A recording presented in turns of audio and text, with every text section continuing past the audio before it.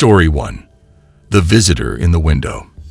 Karen lived alone in a quiet suburban neighborhood. The lockdown had been hard on her, like it was for many people. Isolated, confined to her home, and with no visitors allowed, the days and nights began to blur together. But it was one particular night when something happened that made her question her safety in the very place she thought was secure. It all started with a subtle tapping sound. At first, Karen dismissed it, thinking it was just branches brushing against her living room window. After all, it was spring, and the wind would often pick up at night. She didn't pay much attention to it. But as the days went on, the tapping grew more persistent, almost rhythmic, as if someone was knocking lightly. One night, the sound became impossible to ignore. It was louder, sharper, and no longer seemed random.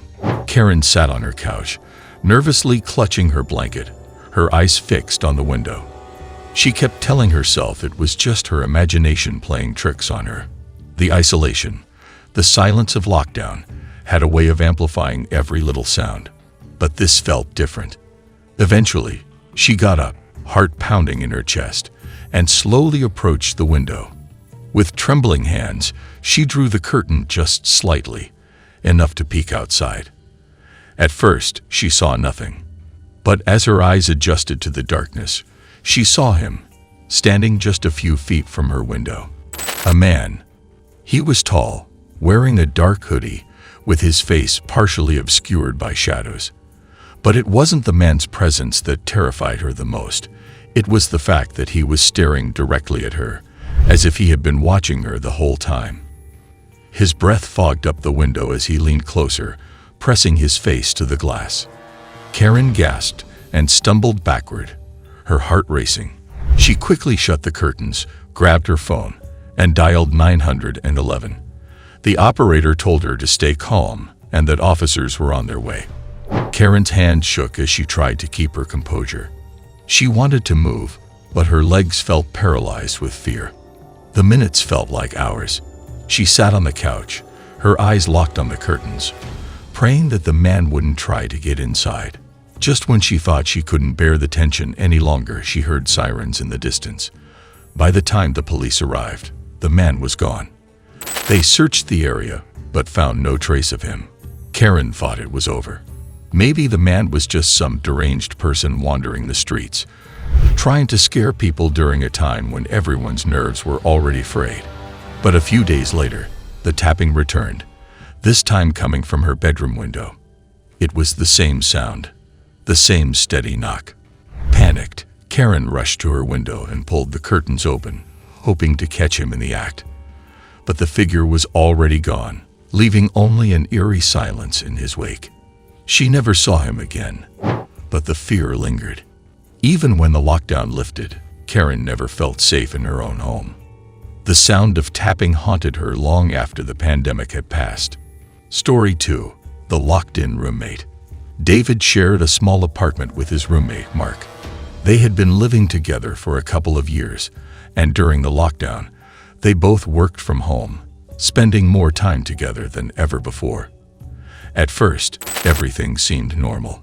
But after a few months of isolation, David began to notice that Mark's behavior was changing. Mark, usually outgoing and friendly, became withdrawn. He rarely left his room, only emerging to grab a snack or use the bathroom. David tried to check in on him, asking if he was okay. But Mark always gave vague answers, claiming he was fine, just tired. David chalked it up to lockdown fatigue. After all, everyone was feeling the strain. But then, things got stranger. One night, David heard a low, muffled conversation coming from Mark's room. It was well past midnight, and the apartment was silent except for the odd, eerie sound of Mark talking to someone. David found it odd since they had no visitors due to the lockdown, and he was sure no one had entered the apartment. He pressed his ear against Mark's door, trying to make out what he was saying. Mark's voice was hushed, but it sounded like he was having a full conversation with someone. Occasionally, there was a pause, as if he was listening to someone respond. David's heart raced as he stood there, unsure of what to do. He knocked on the door softly and called out to Mark, asking if everything was all right. The talking stopped immediately, and there was silence. After a long pause, Mark finally answered, his voice calm, and even saying he was fine and just having a video call with a friend. Relieved but still unsettled, David went back to his room. But the incident stuck with him. Over the next few days, Mark's behavior grew even more bizarre. He stopped leaving his room entirely, and David began hearing strange sounds late at night. Footsteps pacing back and forth, whispers that seemed to echo through the thin walls of their apartment. One night, David woke up to the sound of heavy breathing just outside his bedroom door. Terrified, he lay frozen in bed, listening as the breathing grew louder, then stopped abruptly. He thought about confronting Mark, but couldn't bring himself to do it. The next morning, David tried to talk to Mark again, but there was no response from his room. The door was locked, and when David knocked, there was nothing but silence. Days passed, and still no sign of Mark. The smell was what finally forced David to call the police. When they arrived and broke down Mark's door, they found him lying on the floor, motionless. Mark had been dead for several days. The police ruled it as a natural death, but David couldn't shake the feeling that something wasn't right. He never found out who or what Mark had been talking to in those final days. Story 3. The Neighbor's Basement. Emily lived in a quiet apartment complex. During the lockdown, she, like everyone else, kept to herself, rarely interacting with her neighbors. But there was one neighbor who caught her attention, a man named Mr. Jenkins, who lived in the apartment below hers. He was in his 60s, a reclusive man who always seemed a little off. He never spoke to anyone and often went out late at night, returning in the early hours of the morning. One night, Emily heard strange noises coming from Mr. Jenkins' apartment. It sounded like banging, followed by a low, muffled cry. At first, she thought it might just be the TV or something falling over. But as the night went on, the noises became more frequent, more disturbing. She heard shuffling, dragging sounds, and what sounded like furniture being moved. The next morning, Emily tried to brush it off, but the unease lingered. Days passed, and the noises continued. Eventually, Emily couldn't take it anymore. She went downstairs to confront Mr. Jenkins, knocking on his door. When he answered, he seemed calm, almost too calm.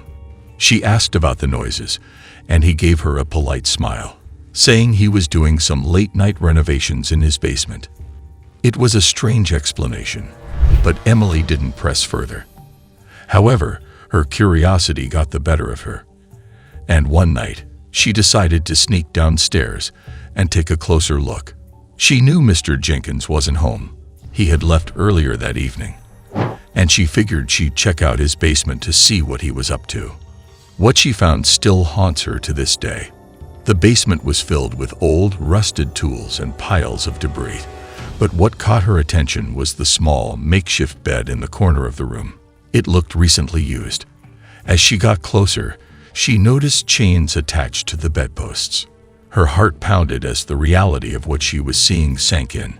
She bolted out of the basement and called the police.